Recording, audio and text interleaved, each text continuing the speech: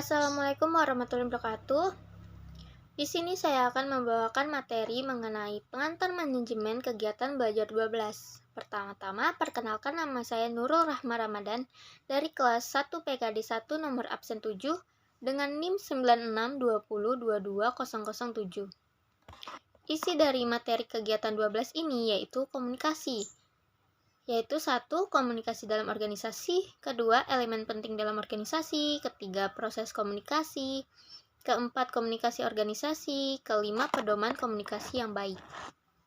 Komunikasi dalam organisasi. Kita harus tahu dulu apa itu komunikasi. Komunikasi adalah proses di mana seseorang berusaha untuk memberikan pengertian atau pesan kepada orang lain melalui pesan simbolis yang melibatkan lebih dari sekedar kata-kata yang digunakan dalam percakapan, tetapi juga ekspresi wajah, intonasi, titik putus vokal, dan sebagainya.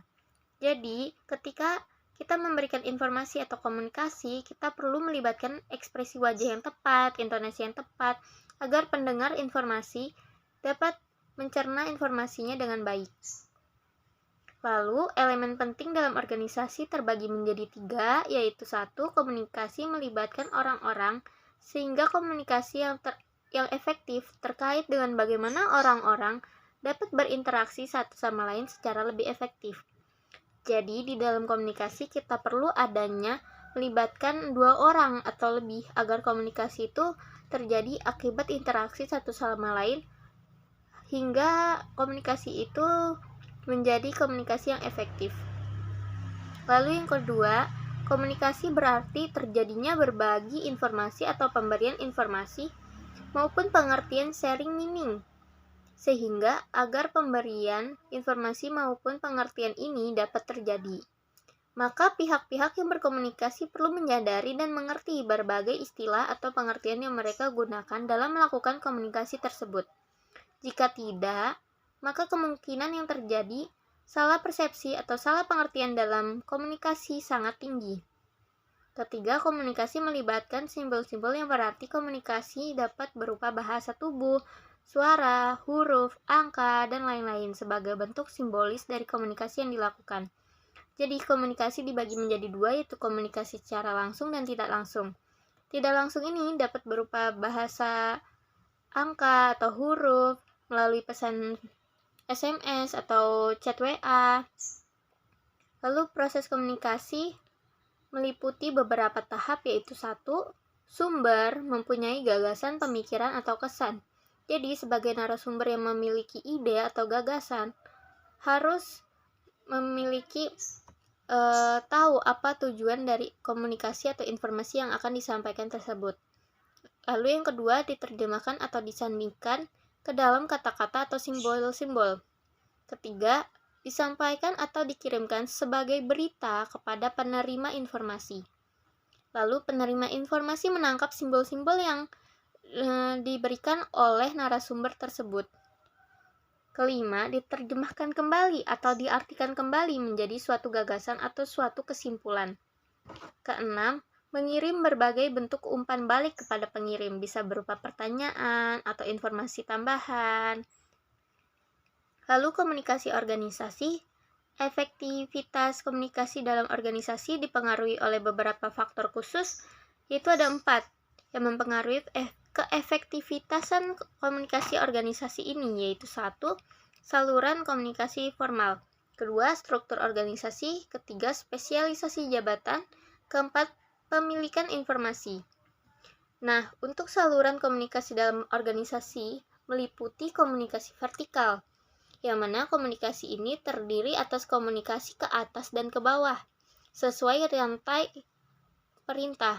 Komunikasi ke bawah dimulai dari manajemen puncak, kemudian mengalir ke bawah melalui tingkatan-tingkatan manajemen sampai ke karyawan lini dan personalia paling bawah. Manajemen seharusnya tidak hanya memusatkan perhatiannya pada usaha komunikasi ke bawah, tetapi juga komunikasi ke atas. Fungsi utama komunikasi ke atas adalah untuk mensuplai informasi kepada tingkatan manajemen atas tentang apa yang terjadi pada tingkatan bawah. Hal ini dapat dipandang sebagai data atau informasi umpan balik bagi manajemen atas. Lalu yang kedua, komunikasi lateral atau horizontal. Komunikasi ini meliputi 1. Komunikasi di antara para anggota dalam kelompok kerja yang sama. Kedua, komunikasi yang terjadi antara dan di antara departemen-departemen pada tingkatan organisasi yang sama. Bentuk komunikasi ini pada dasarnya bersifat koordinatif dan merupakan hasil dari konsep spesialisasi organisasi, sehingga komunikasi ini dirancang guna mempermudah koordinasi dan penanganan masalah. Komunikasi lateral selain membantu koordinasi kegiatan-kegiatan lateral, juga menghindarkan prosedur pemecahan masalah yang lambat. Jadi agar lebih efektif, perlu adanya komunikasi lateral atau horizontal ini. Lalu komunikasi diagonal, yang mana komunikasi ini yang memotong secara menyilang atau diagonal rantai perintah organisasi. Hal ini sering terjadi sebagai hasil hubungan-hubungan departemen lini dan staf. Seperti telah dibahas dalam bagian sebelumnya bahwa hubungan-hubungan yang ada antara personalia lini dan staf dapat berbeda-beda yang akan membentuk beberapa komunikasi diagonal yang berbeda-beda pula. Jadi maksud komunikasi diagonal ini antara komunikasi departemen satu dengan komunikasi departemen yang lainnya atau menyilang. Lalu bagaimana sih pedoman komunikasi yang baik? American Management Association atau AMA telah menyusun sejumlah prinsip-prinsip komunikasi yang disebut dengan The 10 Commandments of Good Communication atau 10 pedoman komunikasi yang baik. Yaitu 1. Cari kejelasan gagasan-gagasan terlebih dahulu sebelum dikomunikasikan. Kedua, teliti tujuan sebenarnya setiap komunikasi ini. Ketiga, pertimbangkan keadaan fisik dan manusia keseluruhan kapan saja komunikasi akan dilakukan.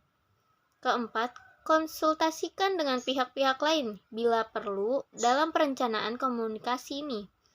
Kelima, perhatikan tekanan nada dan ekspresi lainnya sesuai isi dasar berita selama berkomunikasi.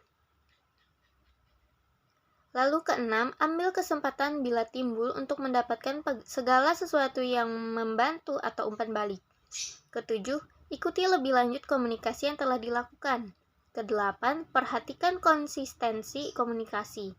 Kesembilan, tindakan atau pembuatan harus mendorong komunikasi. Kesepuluh, jadilah pendengar yang baik. Berkomunikasi tidak hanya untuk dimengerti, tetapi untuk mengerti. Jadi, hal-hal yang disebutkan tadi adalah cara-cara atau tahap agar pedoman komunikasi ini dapat terjadi dengan baik atau efektif. Sekian dari saya. Wassalamualaikum warahmatullahi wabarakatuh. Terima kasih.